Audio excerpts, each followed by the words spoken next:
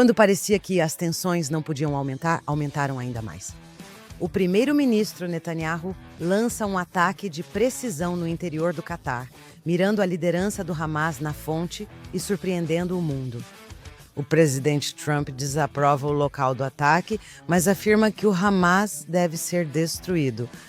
À medida que Israel entra no que pode ser a fase final e mais perigosa de sua operação em Gaza, este é um momento decisivo.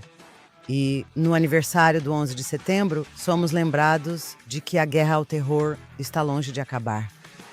Este é o Israel em Diplomático.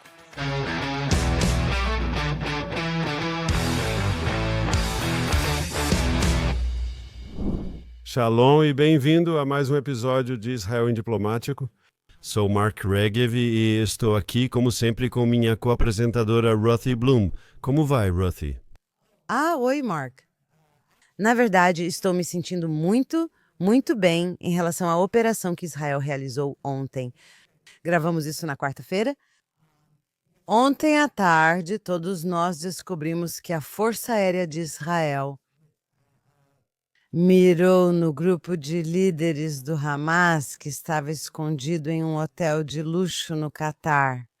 Eles também são os chamados negociadores do acordo dos reféns.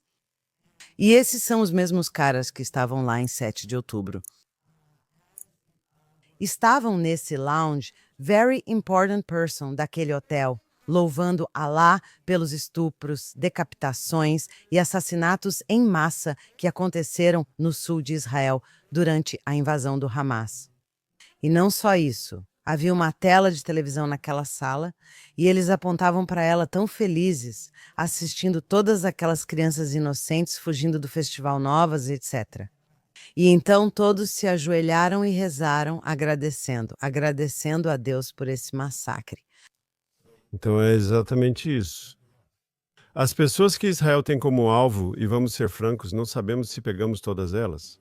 A decisão ainda não foi tomada. Às vezes leva dias, né, se não mais, para descobrir exatamente quem foi atingido, quão gravemente e assim por diante. Nem todos esses ataques funcionam. Esperamos que este funcione. Mas, como eu disse, ainda não se sabe ao certo quem foi realmente morto. Mas essas pessoas merecem morrer. Essas pessoas merecem morrer. Eles eram a liderança do Hamas. Eles lideraram o massacre de israelenses em 7 de outubro. Eles eram a liderança que não só esteve envolvida na preparação para o massacre, mas também a liderança que, quando o massacre aconteceu, né, e todos nós vimos esses vídeos terríveis, como você disse, horríveis, de violência que foi. Gratuita. Os nazistas cometeram atos terríveis, mas sempre tentaram escondê-los. Sim, há até um famoso discurso do Himmler, chefe da SS, dizendo que estão matando todos esses judeus. Isso é importante, mas não podemos falar. Stalin fez coisas terríveis. Mas se você falasse sobre isso, eles te acusariam de ser, sabe, um parasita capitalista. Eles escondiam seus crimes. Aqui, a maior parte das imagens, ou muitas das imagens sobre as atrocidades de 7 de outubro, foram, na verdade, divulgadas pelo Hamas. Eles se orgulhavam do que faziam. E esses caras? Em Doha, celebravam orgulhosos as decapitações, estupros, queimados vivos e sequestros de civis. Eles celebravam tudo isso. E por isso eles merecem morrer.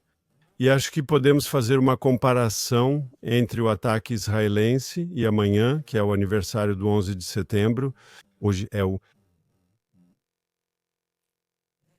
Agora estamos no dia 10 de setembro e O dia 11 é amanhã. Obrigado por corrigir. Você faz melhor do que eu. Lembro-me, 10 anos após aquele ataque atroz, a administração Obama, e eles merecem elogios por isso, eliminou Osama Bin Laden em um esconderijo que ele tinha em uma área rural do Paquistão. Agora, os Estados Unidos e o Paquistão foram aliados durante toda a Guerra Fria. Havia uma relação especial entre o Paquistão e os Estados Unidos.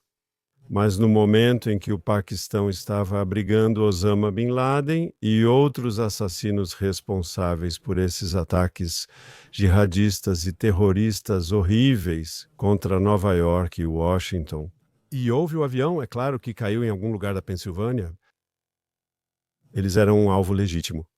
Eu diria às vozes na América que criticam Israel. Vocês dizem que não estão em guerra com o Catar e não deveriam ter atacado lá? É igual ao que os Estados Unidos fizeram no Paquistão, onde havia um inimigo. O governo local no Paquistão ignorou ou evitou enfrentar isso, seja qual for o motivo, e a América agiu corretamente. E vocês enviaram forças especiais para eliminar Bin Laden e seus comparsas. E eu acho que Israel está seguindo a mesma doutrina, ou essa tem sido uma doutrina israelense de longa data. Não pode haver imunidade para terroristas envolvidos em assassinatos, massacres e outras atrocidades contra civis inocentes. Não pode haver imunidade. E se eles estiverem no Catar, assim como Osama Bin Laden estava no Paquistão, se a liderança do Hamas estiver no Catar, nós vamos encontrá-los e eliminá-los. E é um ponto interessante que você está levantando, porque eu tenho que dizer, não sei, algumas horas depois ou no dia seguinte ao massacre de 7 de outubro, o primeiro-ministro Netanyahu disse: "Nós vamos caçá-los onde quer que estejam e vamos mudar a cara do Oriente Médio." As duas coisas estão se tornando realidade, apesar das dúvidas de muitos. E o motivo de duvidarem dele, além dos que o odiavam e sempre duvidam do que ele diz, certo? Mas até mesmo pessoas que o apoiavam duvidaram disso, porque tínhamos acabado de sofrer uma tragédia incrível. E os israelenses estão acostumados a ter boa segurança, mas dessa vez deixamos passar. E então, levantar depois daquele massacre atroz e dizer: "Nós vamos mudar a cara do Oriente Médio e vamos caçar todos os responsáveis." Muitos disseram: "Tudo bem, só acreditamos vendo. Antes disso, proteja nossos civis antes de sair." Agora, algumas pessoas dizem que essa guerra, porque já dura quase 2 anos, é a guerra mais longa de Israel. Isso é verdade. Mas o que elas não percebem é que, considerando tudo o que foi conquistado, 2 anos, na verdade, é pouco tempo, dado o que está acontecendo no Oriente Médio. E eu gostaria de conversar com você agora sobre o que você estava falando, Catar. Primeiro, não alvejamos nenhum líder do Catar, mas agora precisamos falar sobre a resposta do presidente Trump ao que aconteceu, conversas de bastidores que não conhecemos, mas sobre as quais podemos especular. E por que, afinal de contas, temos tolerado o Catar como algum tipo de mediador quando ele financia e apoia o Hamas? Você disse que a guerra já dura 2 anos e isso só aconteceu agora. E muita gente pergunta, por que agora? Então, eu lembraria a todos, como disse há pouco, que levou quase uma década para os Estados Unidos fazerem justiça com Osama Bin Laden depois do 11 de setembro. As pessoas precisam lembrar disso. Se levou tempo para alcançarmos a liderança do Hamas no Catar, por vários motivos, tudo bem. Mas a justiça foi feita. Isso remonta a Golda Meir, a famosa primeira-ministra de Israel. Ocorreu o massacre dos atletas israelenses nos Jogos Olímpicos de 1972. Depois, ela orientou os serviços de inteligência de Israel. Divulgaram amplamente que precisavam eliminar todos os terroristas envolvidos no massacre. E levou anos, mas conseguimos eliminar todas aquelas pessoas envolvidas no massacre dos nossos atletas nas Olimpíadas de 1972. Há uma política israelense antiga nesse sentido. E eu acho que é, na verdade, muito saudável que os inimigos de Israel saibam que, se você estiver envolvido no planejamento ou execução de ataques terroristas contra israelenses, você será encontrado e pagará um preço. Com certeza. E vou te contar algo interessante sobre isso. Isso faz parte da defesa. Só porque você sai para caçar, não significa que não está fazendo isso em nome da sua defesa. Veja que nesta semana, o presidente Trump anunciou que está retomando os tempos antigos, quando o Departamento de Defesa dos Estados Unidos da América, antes da Guerra Fria, era chamado de Departamento de Guerra. E ele está reinstaurando o nome, Departamento de Guerra. E eu acho isso apropriado. Porque a guerra faz parte da sua defesa. Isso não significa que você seja agressiva. Significa que parte da sua defesa precisa ser a disposição de ser agressiva quando for apropriado. Agora, em Israel, sabe, o primeiro-ministro Netanyahu disse algo e eu acho que é muito verdade. Ele disse, sabe, todas essas pessoas dizem que Israel tem o direito de se defender. Claro, até que exerça esse direito. E então as condenações começam a surgir. Então vamos passar disso, sabe, para como o presidente Trump respondeu a isso. E lembrando que até ontem o presidente Trump só vinha demonstrando apoio a Israel. Ele também disse: "Isso acho que foi há 2 dias, Hamas, este é o seu último aviso". E eu falo sério, é isso. Vocês devolvem os reféns e a guerra, sabe, tudo isso, mas nas condições de Israel, não nas do Hamas. E ele disse: "Este é o seu último aviso". E ele também tem sido um apoiador e aliado ferrenho de Israel e do Ocidente e contra a jihad global. Então, mas vamos analisar o que ele disse logo após o ataque no Catar. Então ele disse, e pode ser que ele diga algo mais nos próximos dias, mas até agora a Casa Branca se desvinculou do ataque, dizendo que não teve nada a ver com isso. Eles disseram que o Hamas são alvos legítimos, mas o Catar é soberano e talvez Israel não devesse agir assim. Certo. Acho que entendo por que dizem isso. Eles têm relações em todo o Golfo e talvez, às vezes, achem que agora precisam se distanciar um pouco de Israel por razões geoestratégicas próprias. Claro, né, em todo o mundo árabe, eles dizem que Israel nunca poderia ter feito isso sem o aval dos Estados Unidos, porque há uma enorme base americana no Catar. Um dos motivos pelos quais Trump está tão preocupado com o relacionamento dele com o Catar. Você também deve se lembrar que ele esteve lá recentemente, certo? Na viagem pelo mundo árabe, ele visitou a Arábia Saudita, Catar e Emirados Árabes Unidos. É um dos países visitados por ele. É o país que queria, eu não sei o que aconteceu com o avião que foi doado para ser o Air Force One pelos cataris. Quero dizer, os cataris têm muito dinheiro e eles distribuem, compram influência e tudo mais, mas o Catar é importante. Para Washington, é um parceiro americano relevante. Então, o fato de eles se distanciarem da operação, eu entendo a política por trás disso. Acho que Netanyahu ajudou eles a se distanciarem quando disse publicamente: esta é a nossa operação, quase dizendo nossa operação sozinhos. Sim, assumimos toda a responsabilidade pela operação. Disseram que Israel agiu sem pedir permissão aos Estados Unidos da América, mas nós notificamos eles. Nós os atualizamos de que estávamos prestes a atacar. Mas não está claro para mim, isso foi feito 2 minutos antes, 2 horas antes, 2 dias antes. Você não sabe o que, sabe? Obviamente, a América é uma amiga e aliada. A América tem ativos no Catar. A América tem ativos na região. Acho que Israel provavelmente fez a coisa certa ao notificá-los. Mas você não pergunta, porém, você não pede permissão. Isso é uma questão central para Israel, certo? Esses assassinos estavam no Catar. Lembro aos americanos, voltando à administração de George W. Bush, não Obama, que eliminou Osama Bin Laden.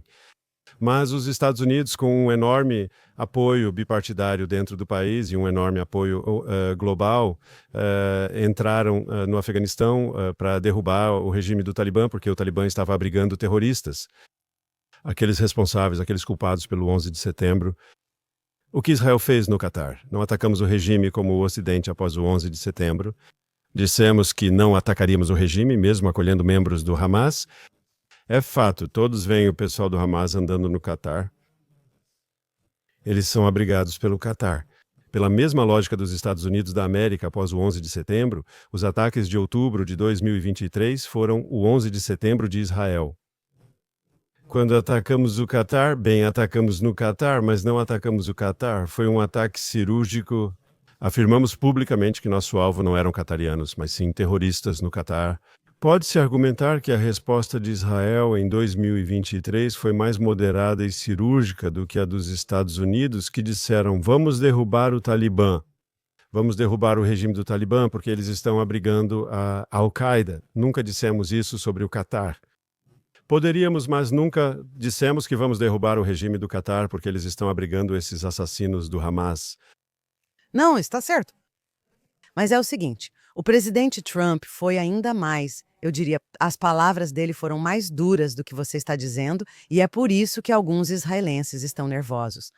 Porque ele realmente disse: estou decepcionado. Além disso, a porta-voz dele, Caroline Leavitt, usou essas palavras. Ele está muito decepcionado e prometeu ao Catar que não vai repetir isso. Isso não interessa a Israel nem aos Estados Unidos, mas o Hamas precisa ser eliminado. No dia seguinte, ele usou palavras ainda mais fortes. Ele tem dito coisas que nos deixam nervosas. Mas é o seguinte, você está absolutamente certa. Ele precisa apaziguar o. Eu não acho que ele deveria ter que apaziguar o Catar, mas isso é outra questão. Isso é assunto dos Estados Unidos, certo? Mas, e eu acho que um dos nossos problemas é que em Israel é um pouco difícil para nós criticarmos isso quando nós também temos lidado com o Catar. E nós também recebemos dinheiro do Catar, assim como os Estados Unidos, universidades americanas, Europa. O Catar, como você disse, espalha seu dinheiro por aí. E nós também permitimos que o dinheiro do Catar fosse para Gaza durante anos, porque, sob essa falsa concepção, a concepção, como chamamos, de que se você der dinheiro para eles, então eles não vão, não sei, então o povo não vai passar fome e miséria. E assim não vai cometer terrorismo, o que é um completo absurdo. Aprendemos isso da forma mais difícil várias vezes, não apenas em 7 de outubro. Então é isso. É um pouco difícil quando temos enviado delegações ao Catar para negociar a libertação dos reféns, em vez de simplesmente dizer, sabe, eu estava, por que os Estados Unidos não dizem aos cataris, vocês mandem esses líderes do Hamas irem até Gaza e tirarem os reféns daqueles túneis, nem que tenham que fazer isso sozinhos. Mas não, então tem muita coisa acontecendo aqui que é muito perturbadora sobre toda a forma como isso foi organizado. E isso nos leva à discussão sobre as negociações dos reféns, porque Netanyahu temos que olhar para isso como uma série de eventos que aconteceram. Netanyahu aceitou a proposta mais recente de Steve Witkoff para um cessar-fogo com libertação de reféns, embora desta vez os termos fossem mais favoráveis a Israel, não ao Hamas. O Hamas recusou. Ficamos semanas nessa situação. E, enquanto isso, o Hamas divulgava vídeos de reféns, passando fome, etc. E isso enquanto estamos enviando milhões de caminhões de ajuda humanitária para Gaza e assim por diante. E então, essa semana, o que aconteceu? 2 eventos aconteceram que foram tipo, ok, essa foi a gota d'água. E um deles foi esse ataque direcionado a soldados israelenses em Gaza. 4 deles foram mortos. E no dia seguinte, um ataque terrorista a um ônibus em Jerusalém. 6 pessoas foram mortas. Vários outros ficaram feridos. E Netanyahu, de acordo com o que ele disse, ele falou: e então eu dei a ordem.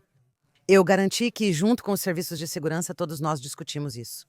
Eu disse que eles já estavam planejando e discutindo isso antes, mas ele disse: ok, agora é a hora. E, aparentemente, também era o momento, porque houve uma grande reunião desses líderes no Catar. Então, assim como temos mirado líderes do Hezbollah, temos feito isso nos últimos 2 anos, esperando a oportunidade certa para pegar todos eles em uma sala só. E tem sido brilhante. E para quem critica e pergunta por que não fizemos isso antes ou por que agimos assim, lembre-se, não lutamos apenas contra o Hamas em Gaza tentando evitar mortes de civis e reféns. Também neutralizamos parte do programa nuclear do Irã, mas não completamente. Nós enfraquecemos severamente o Irã. Nós enfraquecemos severamente, nós quase destruímos totalmente o Hezbollah. Estamos enfrentando os Houthis. Quero dizer, qualquer pessoa que critique isso dizendo que está indo devagar demais, ou por que não fizemos isso antes e por que não estamos fazendo agora, ele está realmente mudando a cara do Oriente Médio. E isso é um fato. Então, você falou sobre as críticas em Washington. Mais uma vez, os americanos querem se afastar e se dissociar disso por seus próprios motivos. E como você disse, o presidente declarou publicamente que está insatisfeito com esse ação israelense. Já explicamos por que achamos que ele diz isso. Por que ele sente a necessidade de fazer isso? Mas também fomos condenados em todo o mundo árabe, até mesmo por países que teoricamente têm boas relações com Israel. Em toda a Europa fomos condenados por isso. E nada de novo. Os europeus e países árabes nos condenam desde o início da guerra e quando revidamos, sim. Mas se alguém quiser, eu falei antes sobre o governo Bush. Eu falei sobre Obama. Quando destruímos o reator nuclear de Saddam Hussein em 1991, também fomos condenados por todos, inclusive pelo governo Reagan em Washington. O Conselho de Segurança da Organização das Nações Unidas aprovou uma resolução condenando Israel com o apoio dos Estados Unidos. Somos velhos o bastante para lembrar disso. 20 anos depois, todos concordam que Israel agiu certo. Todas essas pessoas falam sobre combater a proliferação e as armas nucleares, mas o que Israel fez para impedir a disseminação de armas nucleares para regimes perigosos supera qualquer outro país do mundo. Iraque, 1981, Síria em 2007 e agora com os ataques deste ano ao Irã. Digo isso como uma condenação hoje, mas acho que no futuro dirão que Israel fez o certo. Mostramos aos terroristas que massacram civis e pensam ter imunidade por serem acolhidos por um Estado soberano e assim protegidos. Não, nós vamos te encontrar e você vai pagar o preço. Nas palavras de Netanyahu, ele disse algo que, pelo menos para mim, fez sentido. Ele disse que os assassinos do Hamas não foram os primeiros extremistas antissemitas a tentar e conseguir matar judeus. Enfrentamos os anos terríveis da Segunda Guerra Mundial e do Holocausto. A diferença hoje é que naquela época éramos apátridas, indefesos e sem lar. Hoje, desde o restabelecimento do Estado judeu, somos soberanos, somos independentes e, graças a Deus, somos fortes e podemos nos defender. E se você cruzar nossa fronteira, se der ordens para que pessoas cruzem nossa fronteira e massacrem nosso povo, nós vamos encontrar você e vamos eliminar você. A justiça será feita. E isso é algo que, quando os judeus estavam sendo massacrados no Holocausto, nós tivemos que implorar para que outros nos protegessem. Agora, graças a Deus, nós podemos nos defender. Sim, esse é um dos motivos do 7 de outubro ter sido tão traumático, pois você disse que podemos nos defender. De repente, nos sentimos muito vulneráveis, assim como todos em Israel. Quaisquer que fossem suas posições políticas, isso realmente era irrelevante. Nunca havíamos passado por essa vulnerabilidade. Já tínhamos passado por muitas guerras, terrorismo, foguetes, esfaqueamentos, apedrejamentos, o que você imaginar. Guerra e guerras de verdade. Isso foi algo em que, de repente, sentimos que, no fundo, aquela segurança de ter nosso próprio exército e nossos grandes serviços de segurança, eles falharam conosco. Parecia que todos nós tínhamos falhado conosco mesmos. E foi muito. Essa foi a pior parte, a sensação de que talvez realmente não estejamos nos protegendo. Mas desde então, recuperamos a confiança em nossas habilidades. Agora, porém, precisamos discutir o que isso significa. Claro, o movimento de protesto em Israel imediatamente disse: "Ah, não, agora isso é uma sentença de morte para os reféns que ainda estão em Gaza." Ou eles disseram: "Para que você precisava disso? Você poderia ter feito isso depois que resgatássemos os reféns? E por que não fez? Agora sabe, o Hamas não vai mais negociar conosco." Isso é um absurdo. Aliás, porque o Hamas não queria libertar todos os reféns de qualquer forma e não teria feito isso. Deixo aqui uma observação otimista. Não tenho informação privilegiada, mas minha teoria é que agora temos mais chance de resgatar os reféns ou capturar os membros do Hamas que os mantêm. Certo, porque esses líderes estão no Catar, hospedados em hotéis de luxo, entre outras coisas. Mas os caras que estão lá, primeiro de tudo, a maior parte da liderança do Hamas em Gaza também foi destruída. Então você tem comandantes de nível mais baixo. E é possível que tenhamos transmitido essa mensagem de que você não está seguro onde quer que esteja. Aliás, o líder supremo do Irã, Khomeini, foi direto ao bunker quando isso ocorreu. E isso inclui mesmo que não tenhamos matado todas as pessoas que estávamos mirando, os líderes do Hamas, mesmo que não tenhamos conseguido. Ótima mensagem. Lembre-se, você não sairá impune. O mesmo aconteceu com a Operação Beeper contra o Hezbollah e o assassinato de Ismail Haniyeh em Teherã, quando foi ao funeral do presidente. Então, por que estou dizendo isso? É que os caras realmente estão mantendo os reféns na cidade de Gaza, que é onde presumimos que eles estão, e é por isso que ainda não erradicamos completamente a cidade de Gaza. Estamos evacuando a população civil de forma ordenada e bombardeando prédios já evacuados, tomando muito cuidado com os reféns. Acredito que, se esses caras que mantêm os reféns ficarem assustados e receberem essa mensagem, podem pensar que ninguém negocia por eles e que não tem mais comandantes. Eles vão querer fazer acordos próprios com Israel e os Estados Unidos para serem poupados, para terem suas vidas poupadas e serem exilados em algum lugar, enviados para algum lugar na Europa ou algo assim, em troca dos reféns. Então, talvez a gente realmente tenha chegado mais perto disso. Até Trump, após dizer "estou decepcionado e isso não é bom", afirmou: "Mas isso pode ser uma oportunidade para a paz". Ele disse isso. E é por isso que eu acho que você sempre tem que ouvir tudo o que ele diz. Porque por que ele diria que é uma oportunidade para a paz? Acredito que seja pelo que acabei de dizer. Então, eu não sei. Tenho ouvido as críticas na mídia internacional e uma das críticas, claro, essas são as pessoas para negociar, mas as eliminamos e agora não há mais ninguém. Porém, não está claro se eliminamos todos. Infelizmente, eu gostaria que tivéssemos eliminado todos, sim. Mas, em segundo lugar, a ideia de que essas pessoas talvez fossem negociadores e, portanto, estivessem interessadas em um acordo. Se quisessem o acordo, não teriam recusado Witkoff há 2 meses, nem o presidente Trump esta semana. Teriam apresentado alguma proposta. Nós aceitamos e eles rejeitaram. É isso que você está dizendo. Se essa operação for bem sucedida e eliminarmos a maior parte da liderança em Doha, isso dá mais voz aos comandantes locais em Gaza? Então, há uma chance maior? Não sei. Alguns líderes locais em Gaza podem confirmar isso. Talvez outros sejam kamikazes. Eles não ligam nem um pouco para coisas assim, certo?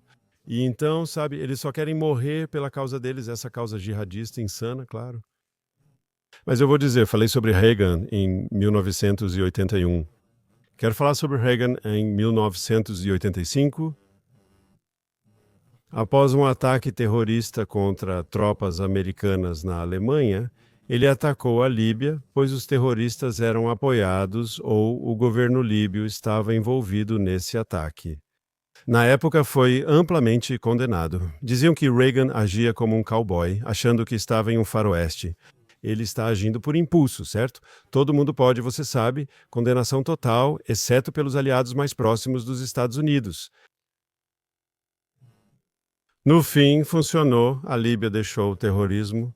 Eles pararam de atacar americanos porque viram que os Estados Unidos dizem: se você nos atacar, nós vamos atacar você e você vai pagar um preço. E assim, apesar de toda a condenação e de todas as palavras, no final funcionou. E talvez esse seja o caso agora. Talvez a liderança do Hamas que sobreviver, seja em Doha ou em Gaza, vai entender. Enquanto isso continuar, a morte deles está mais próxima a cada dia. E talvez isso os convença a fazer um acordo. E o governo de Israel, já ouvimos o primeiro-ministro dizer mais de uma vez que, para tirar os reféns, ele está disposto a conceder imunidade. Não de graça, mas ele diz que eles podem deixar Gaza. Vamos deixá-los sair. Vamos acenar para eles se despedindo, por assim dizer, sim? Tenho certeza que o mesmo se aplica. Se uma liderança fora de Gaza orquestrasse um acordo, acho que é possível que eles conseguissem imunidade. Com isso em pauta, deve estar sendo divulgado pelos serviços de inteligência, possivelmente por Witkoff e americanos.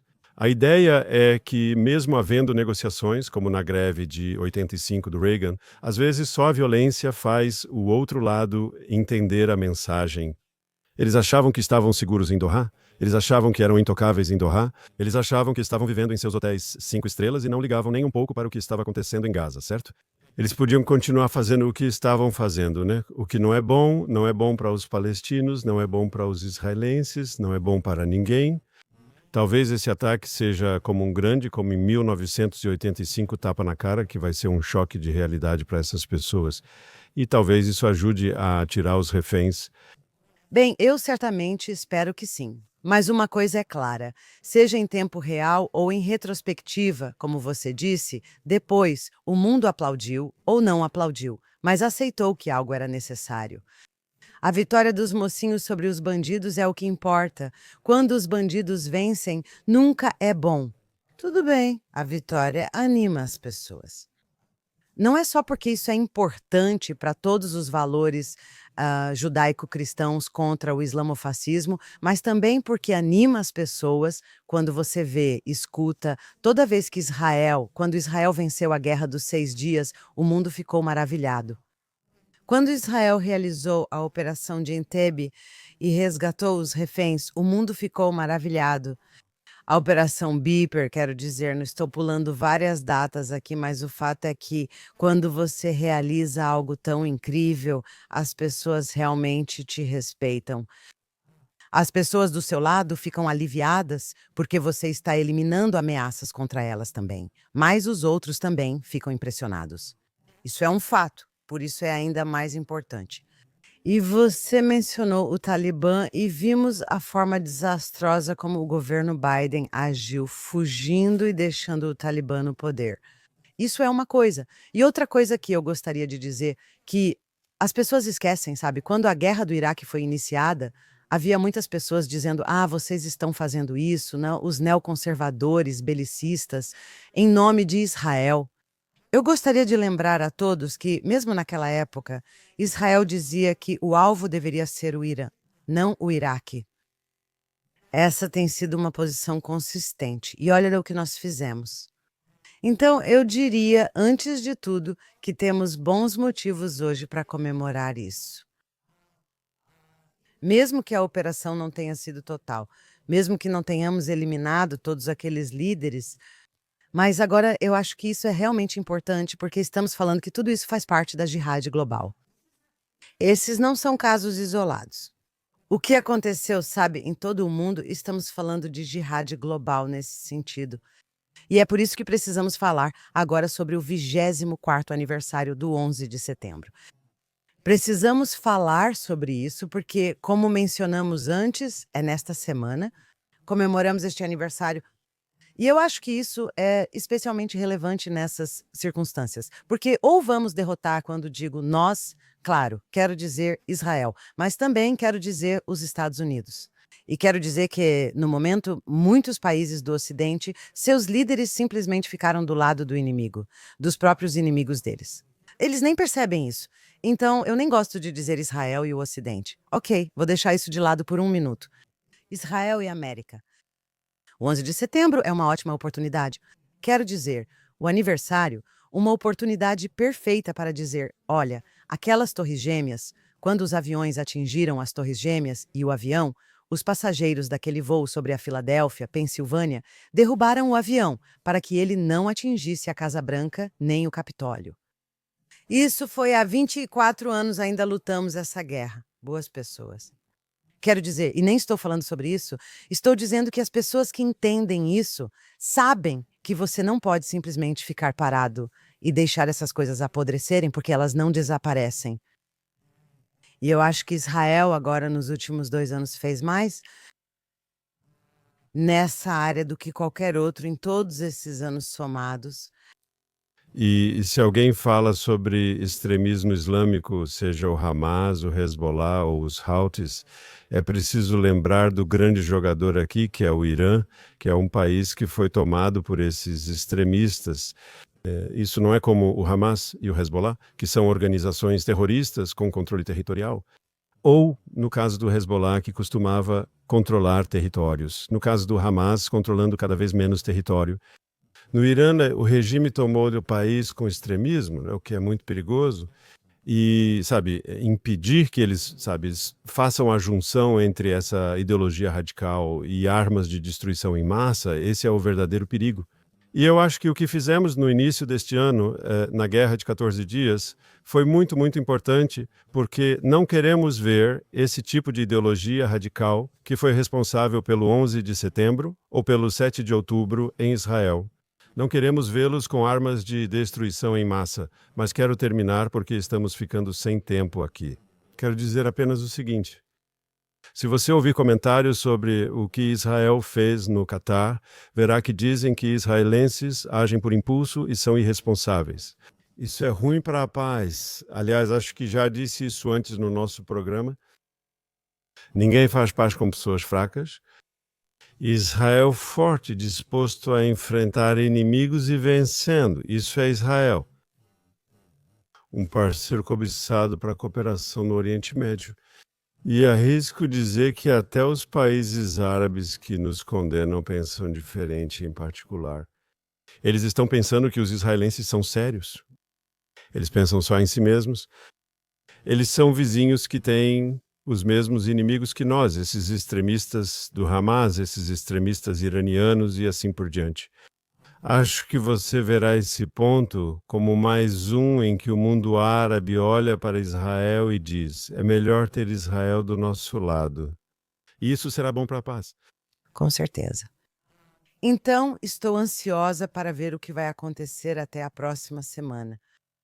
E estou ansioso para encontrá-lo novamente aqui neste estúdio e continuar nossa discussão